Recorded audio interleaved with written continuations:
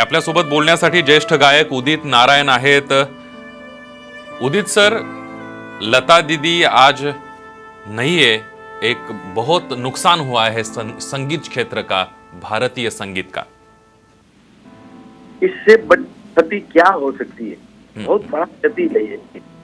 हम संगीत जगत के लिए, बॉलीवुड के लिए, कलाकारों के लिए, देश के लिए, दुनिया के लिए मुझे लगता है बहुत बड़ी क्षति. ये कभी भरपाई. लता दीदी साक्षात सरस्वती थी और देखिए सरस्वती पूजा के दिन तो हो गई है हम सबको छोड़ के. ये भी एक इत्तेफाक कहिए या ईश्वर की क्या,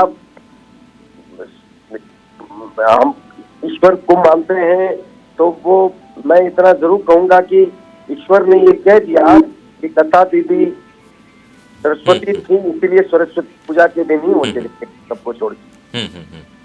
लता दीदी हम सबकी प्रिय दीदी. मतलब ये वो एक इतिहास थे, इतिहास लिख के चली गई. हम सब लोग पढ़ते रहेंगे उनके इतिहास को, उनकी अच्छाइयों को, उनके काम को, उनके संगीत को. बिल्कुल. उदित जी, सबसे एक सवाल है कि आपने बहुत बार आप मिले होंगे, कई गाने भी आपने उनके साथ गाए होंगे. क्या यादें हैं लता दीदी की आपके मन में? तो मैं तो ये कहूंगा कि मैं बहुत ही खुशनसीब आदमी हूँ कि लता दीदी के साथ आज के जनरेशन में मुझे सबसे ज्यादा काम करने का सौभाग्य प्राप्त हुआ. सबसे ज्यादा गाना मुझे गाने का मौका मिला उनके साथ.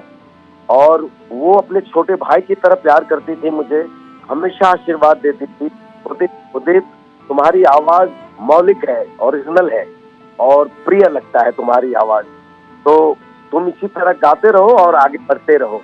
हमेशा उनके जहन में मैं रहता था. ये बहुत ईश्वर की एक बहुत बड़ी कृपा है मेरे लिए. सर, उदित सर, पहली बार आप लता दीदी को कब मिले थे और तब आपके मन में क्या भावनाएं थी?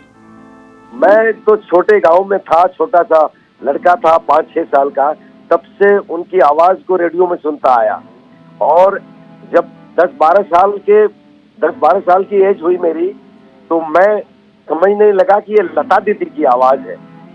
तो ये लता मंगेशकर जी ऐसी आवाज के जो मालिक हैं, ऐसी आवाज जिनके पास है, क्या उनसे कभी मैं मिल पाऊंगा या उनको देख पाऊंगा? लेकिन भगवान की ऐसी कृपा रही कि मैं मुंबई आया. संघर्ष के दौरान भी उनसे मेरी मुलाकात हुई के बाद, और बाद में तो ऐसा हुआ कि एक से सुपरहिट फिल्मों में उनके साथ गाने का सौभाग्य प्राप्त हुआ मुझे. एक से एक स्टेज शेयर करने का उनके साथ मौका मिला. मुझे याद है कि बेंगलुरु के स्टेडियम में एक शो था और उस दिन 1 दिसंबर का दिन था. तो किसी ने उनसे कह दिया कि उदित नारायण का जन्मदिन है, तो उन्होंने सोने की चेन आशीर्वाद में मुझे दिया और बोले कि अनाउंसर को, भीमानी जी अनाउंसर थे, हरीश भीमानी जी, उनको कहा कि स्टेज पे अनाउंसमेंट कर दो इसके लिए कि ही प्रिंस ऑफ प्लेबैक सिंगिंग. तो प्रिंस ऑफ प्लेबैक सिंगिंग का खिताब भी उन्होंने दिया मुझे. तो साक्षात सरस्वती का आशीर्वाद मिल गया. मैं क्या बताऊं, मतलब लता दीदी का स्वर जितना ऊंचा था, जितना मधुर था, उतना वो अपने प्रोफेशन के लिए भी बहुत ही मेहनत करती थी. एक एक गाने के लिए, एक एक शो के लिए बहुत बार रिहर्सल करती थी. उनसे काम करते समय आपने कौन कौन से गुण उनसे लिए? मैं इतना चाहता हूँ कि वो लता जी तपस्वी, बहुत तपस्या किया उन्होंने संगीत के, और उसी का फल है कि लता मंगेशकर जी. और उनको जब भी मैं देखता, बहुत अपने आप को छोटे रखना, सबका आदर करना, सबका सम्मान करना, कभी बड़ी बातें नहीं करना.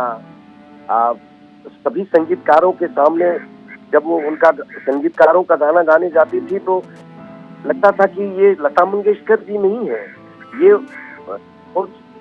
शिष्य है. मतलब शिष्य की तरह व्यवहार करती थी म्यूजिक डायरेक्टरों को कि मैं थोड़ा मुझे और सिखाइए, मैं गा पाऊंगी नहीं। मतलब कुछ में हम लोग पड़ जाते थे कि लता जी